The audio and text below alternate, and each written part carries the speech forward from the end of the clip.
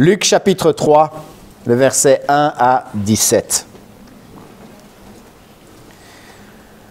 La 15e année du gouvernement de Tibère César, alors que Ponce Pilate était gouverneur de la Judée, Hérode tétrarque de la Galilée, Philippe son frère tétrarque de l'Ithurée et du territoire de la Traconitide, Lysias tétrarque de l'Abilène, et du temps des grands prêtres, Anne et Caïphe.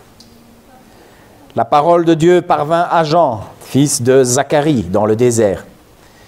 Il se rendait dans toute la région du Jourdain, proclamant un baptême de changement radical pour le pardon des péchés, selon ce qui est écrit dans le livre des paroles du prophète Ésaïe.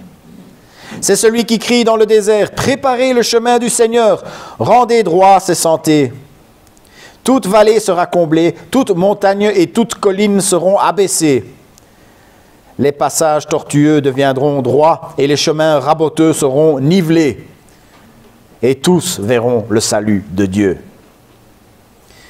Il disait donc aux foules qui venaient pour le recevoir de lui le baptême, « Vipères, qui vous a montré comment fuir la colère à venir? Produisez donc des fruits dignes du changement radical, de la repentance. Et ne commencez pas à vous dire, nous avons Abraham pour père, car je vous dis que c'est Pierre, Dieu peut susciter des enfants à Abraham. Maintenant déjà, la hache est prête à attaquer les arbres à la racine. Tout arbre donc qui ne produit pas de bons fruits est coupé et jeté au feu. » Les foules l'interrogeaient, « Que devons-nous donc faire ?»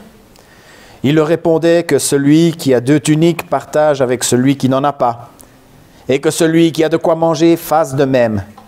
Les collecteurs des taxes aussi vinrent pour recevoir le baptême, et ils lui demandèrent, « Maître, que devons-nous faire ?» Il leur dit, « N'exigez rien au-delà de ce qui vous a été ordonné. » Des soldats aussi l'interrogeaient, « Et nous, que devons-nous faire ?» Il leur dit, « Ne faites violence à personne, n'accusez personne à tort, et contentez-vous de votre solde. »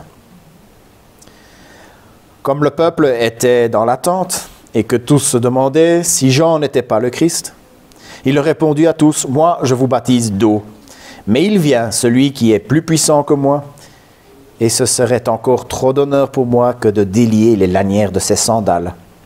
Lui vous baptisera dans l'Esprit Saint et le feu. Il a son fourche à la main, il va nettoyer son aire, il recueillera le blé dans sa grange, mais il brûlera la paille dans un feu qui ne s'éteint pas. » Jusque-là, la parole de Dieu, prions. Seigneur notre Dieu, nous nous soumettons à ta parole. Seigneur notre Dieu, nous voulons calquer nos vies, nos manières d'agir, nos manières de fonctionner à ta parole. Que ta parole nous instruise, que ta parole nous corrige, que ta parole nous transforme. Au nom de Jésus. Amen. Il y a quelques mois, j'ai prêché sur le passage parallèle dans l'évangile de Marc.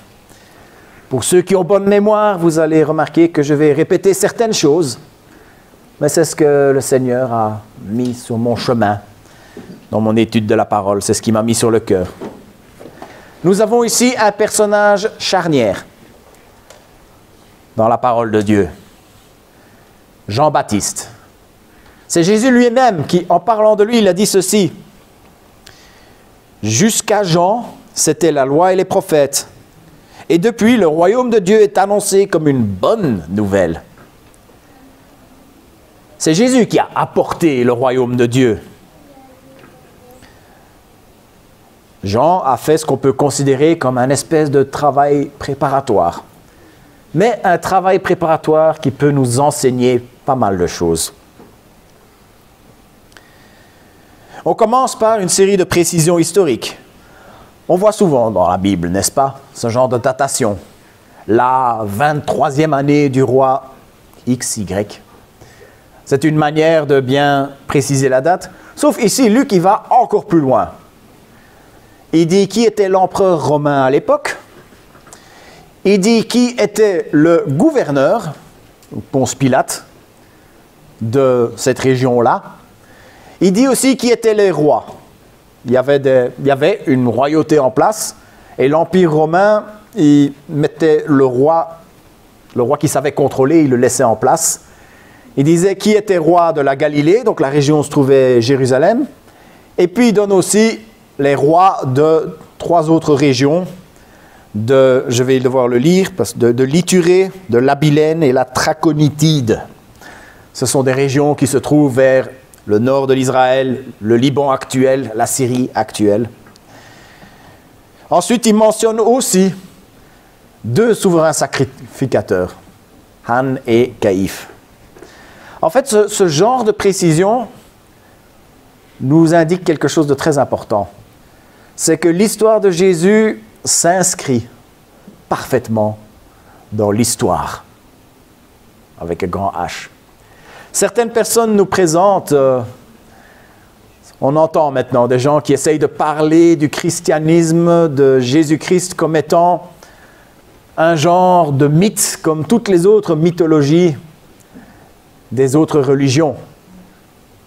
Seulement dans toutes ces autres mythologies, on ne permet pas de datation précise. Jésus est un homme qui a réellement vécu.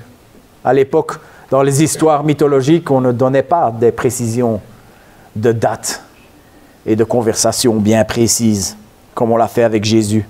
D'ailleurs, en 1961, il y a une pierre qui a été découverte à Césarée. C'était probablement une pierre de dédicace d'un temple, et on voit le nom de Tibère, de Tibère César, et on voit le nom de Ponce Pilate sur cette pierre. Et cela montre bien, quand on voit le reste de la pierre, que ces 2 personnes étaient bien contemporains. Ce n'est qu'un exemple parmi beaucoup d'autres qui montrent que l'histoire de Jésus s'inscrit parfaitement dans l'histoire. Les découvertes archéologiques que nous avons aujourd'hui, c'est assez impressionnant que ça colle très très bien avec le récit biblique.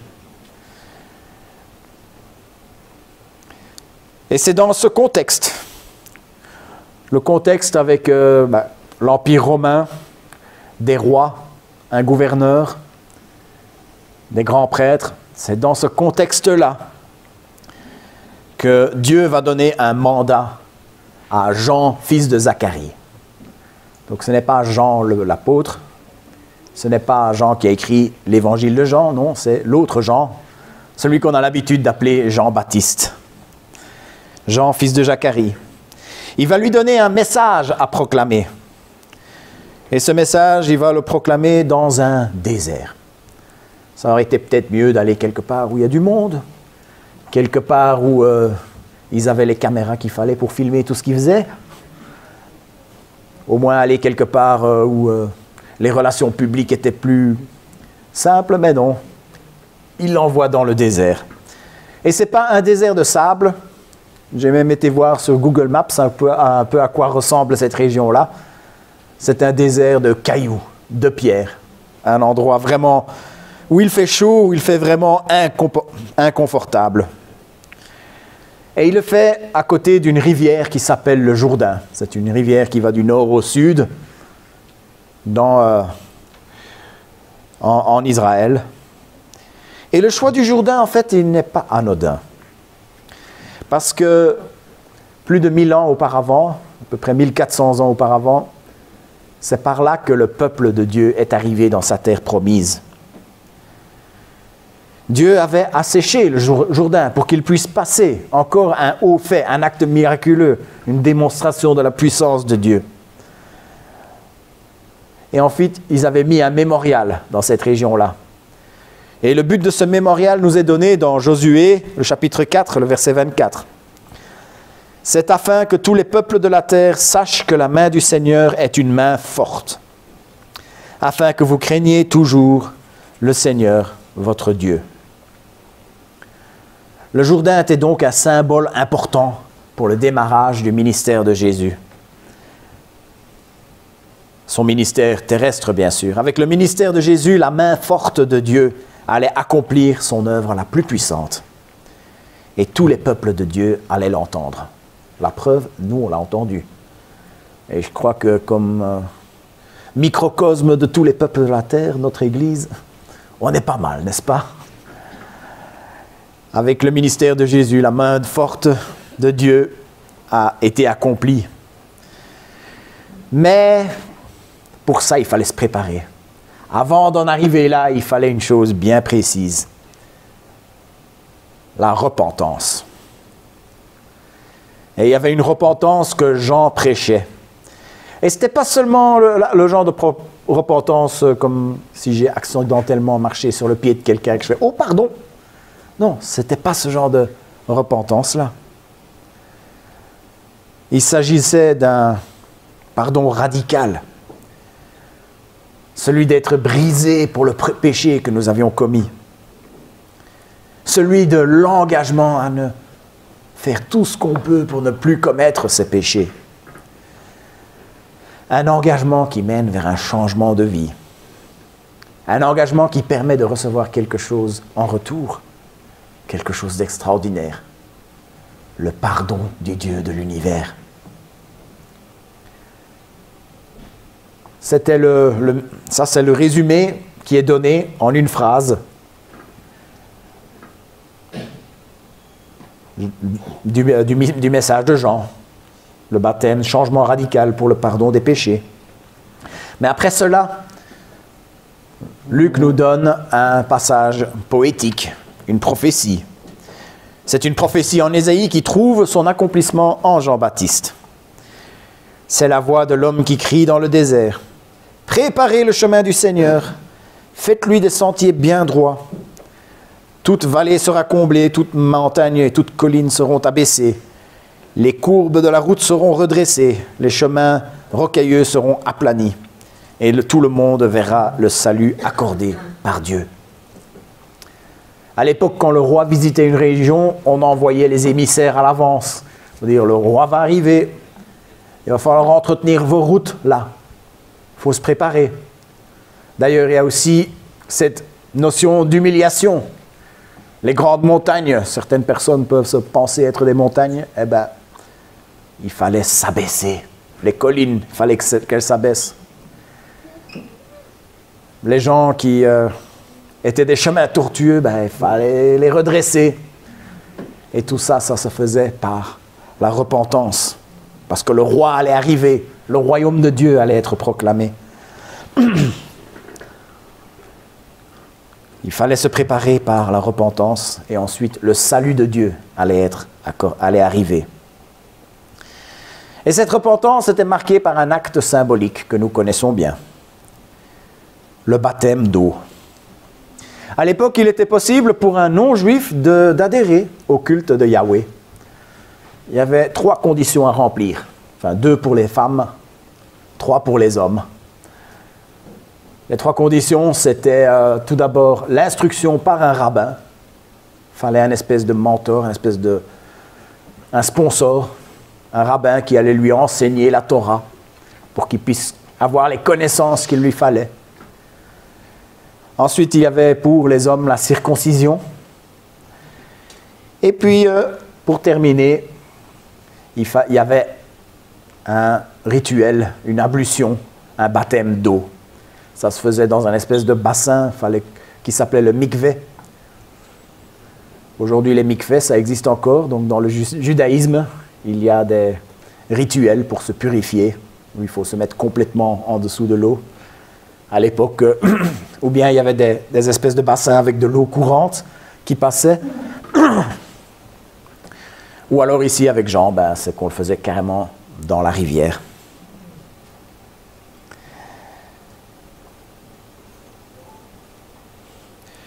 Il était possible donc pour un non-juif, mais ici c'était quelque chose de radicalement révolutionnaire d'ailleurs. Parce que c'était des juifs qui l'appelaient à accomplir ce rituel qui était réservé aux non-juifs. Il ne faut pas sous-estimer à quel point ceci était révolutionnaire. Il appelait des juifs à accomplir un rituel qui était réservé aux étrangers. En fait, le simple fait d'être issu d'une famille juive les mettait sous l'alliance et beaucoup pensaient « ça va, je suis bon, c'est bon comme ça, j'ai tout ce qu'il faut, Je suis né dans la bonne famille. C'était révolutionnaire, mais en fait, ça n'a pas empêché pour que ça ait son petit succès. C'est devenu très populaire. Ça a attiré les foules. Mais visiblement, pour beaucoup, ce n'était qu'un effet de nouveauté. C'était le petit truc à la mode. On va aller jusque dans le désert, on va rencontrer... En plus, il était habillé comme des anciens prophètes. Et on va se faire baptiser. Un effet de nouveauté. Et c'est pour ça que Jean s'est mis à leur parler de manière très sèche. Des gens étaient venus dans le désert pour le voir. On aurait pu penser qu'il allait être heureux de les voir. Mesdames et messieurs, je suis content de vous voir. Mais non, voilà comment il démarre sa prédication. Race de vipères. Bande de vipères. Je ne sais pas comment vous réagirez si je vous parlais comme ça. Je ne vais pas essayer. J'aime autant laisser la parole de Dieu nous parler. Race de vipères, qui vous a appris à échapper à la colère de Dieu qui vient? Montrez par des actes que vous avez changé de vie. Produisez donc le fruit digne de la repentance. Et ne vous mettez pas à vous dire en vous-même, Abraham est notre père. Car je vous dis que Dieu peut utiliser les pierres que voici pour en faire des enfants d'Abraham. La hache est déjà prête à couper les arbres à la racine. Tout arbre qui ne produira pas de bons fruits sera coupé et jeté au feu. Voilà ce qu'il est en train de dire. La colère de Dieu vient. Vous avez compris ça. Mais vous vous y prenez mal pour échapper à cette colère. Vous venez faire le geste. Vous venez vous faire baptiser. Mais vos vies ne le montrent pas. Il utilise cette expression, produisez donc des fruits dignes de la repentance. Les fruits de la repentance. C'est une façon de dire, il faut montrer par vos actes que votre repentance était réelle. Il faut montrer par vos actes que votre vie a changé, que vous regrettez vraiment votre péché. Et pour certains, le problème était encore plus profond. Ils se disaient, je suis un descendant d'Abraham. C'est bon, je peux vivre ma vie comme je l'entends. Et ce que Jean est en train de leur dire, c'est, désolé, être descendant d'Abraham, ce n'est plus rien maintenant. Le royaume de Dieu va arriver. Être descendant d'Abraham, ce n'est rien. Dieu pouvait faire il pouvait faire entrer qui il voulait dans son salut. Il disait, voilà, de ces pierres, il y avait des pierres partout là-bas. De ces pierres, Dieu peut faire naître des enfants à Abraham. Il est en train de dire, Dieu peut accorder son salut à qui il veut. Et d'ailleurs, c'est ce qu'il a fait pour finir. Le salut est maintenant à la portée de tous. Il parle beaucoup de la colère dans ce passage. Le message de Jean était beaucoup axé sur la colère de Dieu. Dieu va finir un jour par déchaîner sa colère pour le péché. Sa colère est comme une hache. Voilà, pour utiliser l'illustration, Jean va utiliser deux illustrations. Un à propos d'arbres fruitiers et un autre plus loin à propos d'un champ de blé. Mais c'est pour le même message. La colère de Dieu, c'est comme une hache qui est prête. Elle a été aiguisée. Le manche a été bien mis en place pour être sûr qu'il ne s'envole pas. Elle est neuve, elle est prête. Le bûcheron, il est debout juste à côté. Il est prêt à donner le premier coup. Et l'arbre va être coupé à la racine. La colère de Dieu va couper l'arbre de sorte à ce qu'elle ne puisse plus repousser.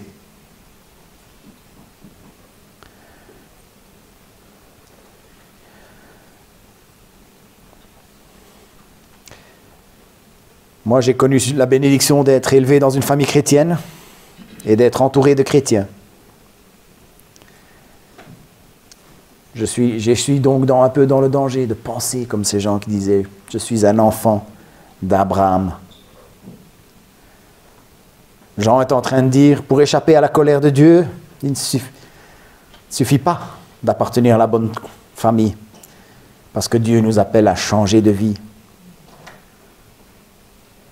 On pourrait se mettre à penser comme ces gens qui disent « Ah, je suis dans le bon, Bon, nous ne sommes peut-être pas descendants d'Abraham, mais j'ai déjà entendu des phrases de ce genre.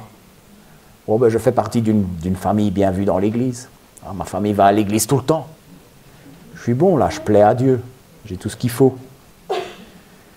Non, pour échapper à la colère de Dieu, il ne suffit pas dans la bonne famille, il ne suffit pas de faire le petit truc spirituel à la mode. Dieu demande une vie qui change. Dieu demande les fruits de la repentance. Dieu demande que nous puissions montrer par nos actes que nous avons réellement regretté nos péchés, que nous avons réellement aimé le Seigneur, que nous avons changé de vie. Comme dans toute conférence, dans toute bonne allocution, il y a le conférencier qui parle, et puis il y a le petit moment de questions-réponses après. Et dans ce petit moment de questions-réponses, nous avons quelques exemples de ce que c'est de produire des fruits dignes de la repentance. Le premier exemple, c'est la générosité. C'est sa première phrase qui donne, celle-ci, il l'a dit à tout le monde. Celui qui a 2 chemises, qu'il en donne une à celui qui n'en a pas. Celui qui a de quoi manger, qu'il partage ce qu'il a. Celui qui s'est réellement repenti, il va le montrer par ses actes. Il va être généreux. Si nous voyons quelqu'un qui manque de nourriture et que Dieu nous a bénis, partageons. Si Dieu nous a bénis en nous donnant des moyens, à nous de partager. Si nous voyons que quelqu'un manque de vêtements et que Dieu nous a bénis en nous donnant des moyens, à nous de partager. Si Dieu nous a bénis en nous donnant une voiture, bénissons à notre tour en allant conduire quelqu'un qui ne sait pas se rendre à l'église, par exemple. Si Dieu nous a bénis en nous donnant la possibilité d'avoir du temps libre, à notre tour, d'être une oreille attentive pour quelqu'un, ou en servant le corps de Christ, de bien d'autres manières. Ce sont tous des fruits de la repentance qui nous permettent, par nos actes, de montrer que nous avons réellement changé de vie par la grâce de Dieu, par Christ. Premier exemple donc, la générosité. Le deuxième exemple, nous le voyons dans la petite question-réponse qu'il a avec les collecteurs d'impôts. Il s'agit de l'intégrité. Personne aujourd'hui n'aime les collecteurs d'impôts. Quand vous recevez une lettre disant « on va vous contrôler », je ne sais pas, est-ce qu'il y en a qui sont heureux quand ils reçoivent ça? Non. J'en étais sûr. Personne n'aime vraiment les collecteurs d'impôts, mais à l'époque, ils étaient carrément détestés. On le voit dans les échanges qu'il y a avec Zachée et avec Matthieu dans l'Évangile. En fait, ils étaient surtout détestés parce qu'ils collaboraient avec l'envahisseur. L'Empire romain disait, de cette région-là, il me faut autant de talents d'or, ou je ne sais pas exactement comment, ou des deniers, il m'en faut autant. Et le collecteur d'impôts, il allait chercher, mais il avait le droit de gonfler un peu les chiffres pour se remplir les poches. Et certains se remplissaient très bien les poches, apparemment. Ils étaient libres de le faire. Mais Jean-Baptiste leur dit, si vous vous êtes réellement repentis, continuez à collecter pour l'Empire. Nous sommes obligés de le faire. Mais n'allez pas au-delà. Soyez intègres, ne vous remplissez pas les poches en profitant des gens. Les petits actes d'intégrité touchent les gens, même les gens du monde. Quand j'étais à l'école, un jour, j'ai trouvé un gros bracelet en argent qui, à mon avis, avait sa petite valeur. Et dessus, il y avait écrit « Patrice ». Il n'y avait qu'un seul Patrice dans l'école, donc je savais exactement à qui il appartenait. Je l'ai mis en poche et j'ai cherché Patrice. Il était là avec sa petite bande d'amis. Je dis, est-ce que tu as perdu quelque chose? Oui, un bracelet. Puis je lui ai donné. Et tout le groupe, ils étaient tous surpris. Ils n'en revenaient pas. Il y en a juste un qui a dit à Patrice, tu as de la chance que c'est Braquer qui l'a retrouvé. On s'appelait tous par nos noms de famille. Je ne sais pas pourquoi on faisait ça à l'époque. Et mais en fait, c'était bien clair. N'importe qui d'autre dans l'école, il aurait gardé pour eux ce bracelet. Ils auraient cherché le moyen de le revendre. Ça, c'était un petit acte d'intégrité qui a touché les gens du monde. Parfois, il y a aussi les grands actes d'intégrité qui parfois nous coûtent cher. J'ai un ami qui était installateur d'alarmes à domicile. Et il pensait avoir trouvé le boulot de rêve. C'était plutôt bien payé. Les horaires étaient franchement bons. Mais un jour, son superviseur, son formateur, a dit « Écoute, si on fait que faire des entretiens, on ne gagnera pas beaucoup d'argent. Donc, de temps en temps, il va falloir saboter un peu les systèmes pour pouvoir facturer des plus grosses réparations. » Mon ami a refusé de le faire et il s'est retrouvé au chômage. Le Seigneur l'a béni parce que quelques semaines plus tard, il a trouvé un travail où il s'y trouve encore. Ça fait une dizaine d'années maintenant. Le Seigneur l'a béni ainsi. Il a choisi l'intégrité. Et parfois, ça nous coûte. En tout cas, si nous nous sommes réellement repentis, si nous avons réellement changé de vie, cela doit pouvoir se voir par nos actes. C'est ça, les fruits de la repentance dont parle Jean-Baptiste.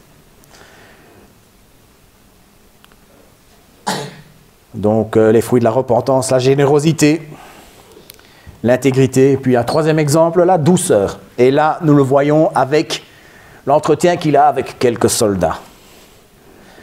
Il leur dit, ne prenez pas d'argent à personne par la force, et ne portez pas de fausses accusations, mais contentez-vous de votre solde.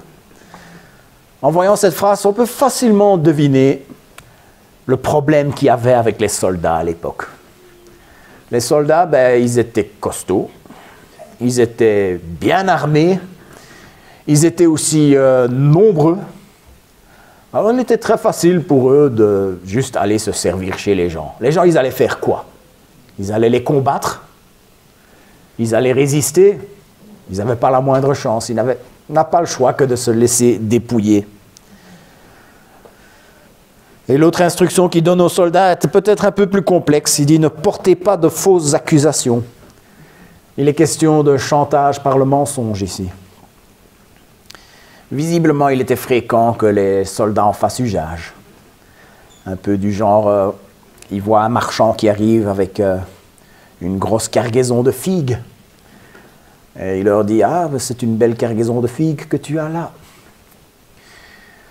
Tu en ferais bien cadeau à mon chef, à mon centurion. » Et le gars, il dit « Ben non, j'ai besoin de cet argent pour nourrir ma famille. » Et le soldat qui dit « Il paraît que c'est toi qui as essayé de brûler le palais du gouverneur. »« Non, j'y suis pour rien. »« Ouais, mais si tu donnes ces figues à mon chef là-bas, si tu ne les donnes pas, des gens risqueraient de le penser. » Évidemment, les gens disent « Ah, ça va, j'ai compris, tiens. » Les fruits de la repentance, c'est montrer par nos actes que nous avons changé de vie, c'est dire non à la violence comme cela. C'est dire non à l'extorsion comme cela. C'est dire non à l'égoïsme et être généreux. C'est dire non à la tricherie. C'est dire non à la violence, non à l'extorsion, dire non à l'intimidation. Les fruits de la repentance. Voilà le message de Jean-Baptiste. Et visiblement, c'est un message qui a eu son petit effet. Les gens ont commencé à espérer qu'il était celui qu'ils attendaient. Tout le monde à l'époque fréquentait la synagogue. Ils y allaient régulièrement et ils avaient tous entendu les prophéties. Ils savaient que le Messie allait venir. Ils n'avaient pas capté que Jean-Baptiste était la voix qui crie dans le désert, mais ils s'étaient dit « Ah, mais peut-être bien que c'est celui qui va faire toutes les autres choses, celui qui va restaurer le trône de David, par exemple. » Et en voyant Jean avec son message nouveau, ses habits de prophète, son message puissant, ils ont commencé à se dire « Ah, ça y est, je pense qu'on l'a trouvé, c'est lui. » Mais Jean, il coupe court à tout ça, direct, il coupe dans le vif. Non. Moi, je ne fais que de vous baptiser d'eau. L'eau, ce n'est qu'une marque visible de cette repentance pour préparer l'arrivée du Seigneur. C'est quelque chose qui marque le fait que vous êtes repentis. Mais ce n'est pas cette repentance qui vous sauve, ce n'est pas le baptême qui vous sauve. Celui qui vous sauve, c'est celui qui vient après moi. Lui, il est le Tout-Puissant. À côté de lui, je ne suis... On ne peut même pas me considérer comme l'esclave qui a la tâche indigne de devoir s'abaisser et enlever les chaussures du maître. Il dit, lui, il baptisera de l'Esprit et du feu. L'Esprit, c'est le Saint-Esprit qui fait l'œuvre de la réconciliation avec Dieu. C'est le Saint-Esprit qui nous purifie. Quand nous nous convertissons, nous sommes marqués par le Saint-Esprit.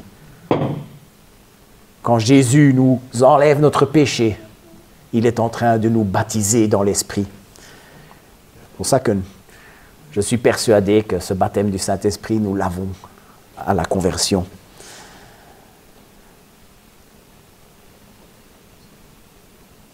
À vous de vous préparer en vous humiliant, en vous repentant et ensuite montrer par votre vie que cette repentance est réelle.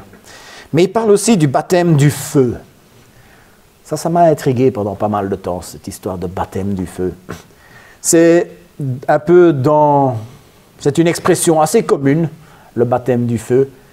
C'est par exemple si un jeune défenseur fait son premier match en tant que professionnel et il se retrouve face à Lionel Messi. On va dire, il a eu son baptême de feu. Mais ici, ça n'a rien à voir avec ça. En fait, le baptême du feu, c'est le jugement de Dieu. On le sait parce qu'il parle plus haut de l'arbre qui sera jeté au feu. Il parle un peu plus loin de la paille qui sera jetée au feu. Il parle de la colère à venir.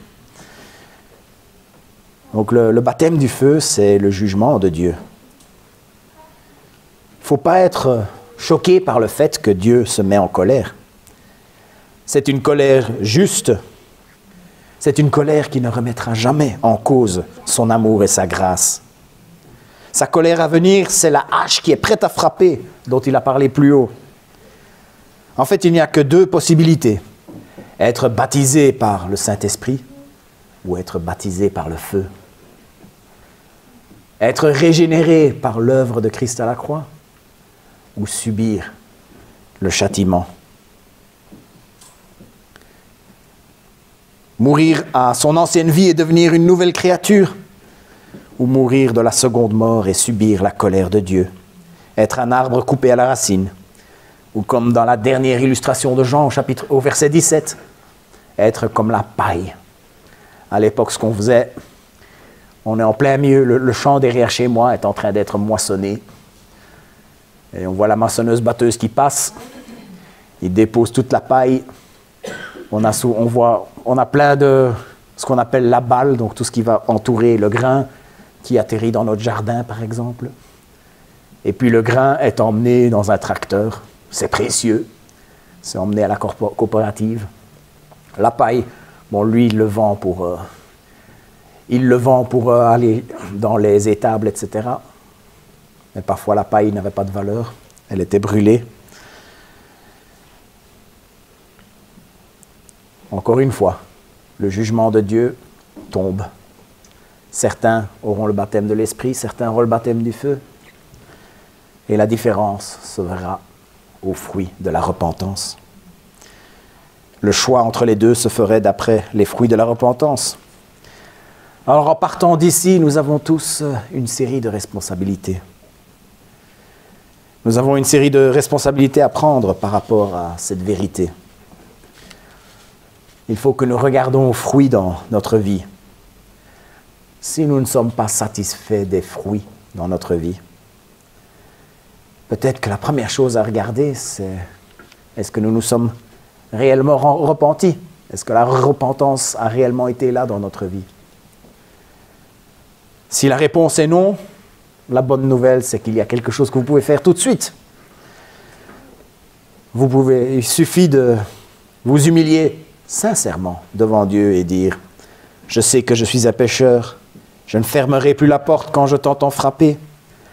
Par la foi, je reçois avec gratitude ton don du salut. Je suis prêt à te faire confiance en tant que mon Seigneur et Sauveur. Je t'invite, Jésus, à entrer dans mon cœur et à être mon Sauveur. Mais pour ceux d'entre nous dont la réponse était sincère à la base, mais on se dit, les fruits peuvent faire mieux.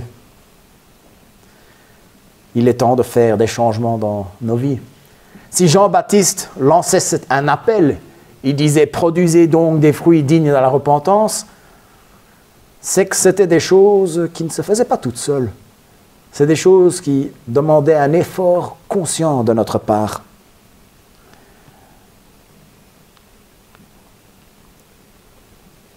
Il y a un effort conscient qui doit être fait de notre part. Nous ne sommes pas sauvés par nos œuvres. Ce n'est pas les choses que nous faisons, ce n'est pas ces fruits qui nous sauvent. Il n'y a que le sang de Christ qui peut nous sauver.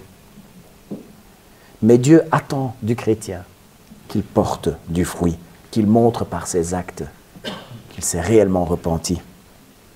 Disons non à l'égoïsme, disons non à la malhonnêteté, disons non à la violence. Soyons généreux, soyons intègres, soyons paisibles. Produisons des fruits dignes de la repentance, montrant par nos actes que nous avons réellement changé de vie par la grâce de Dieu.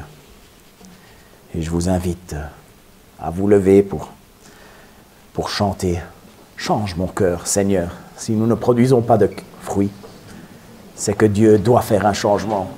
Et disons-lui que nous sommes prêts à faire ces changements dans nos vies.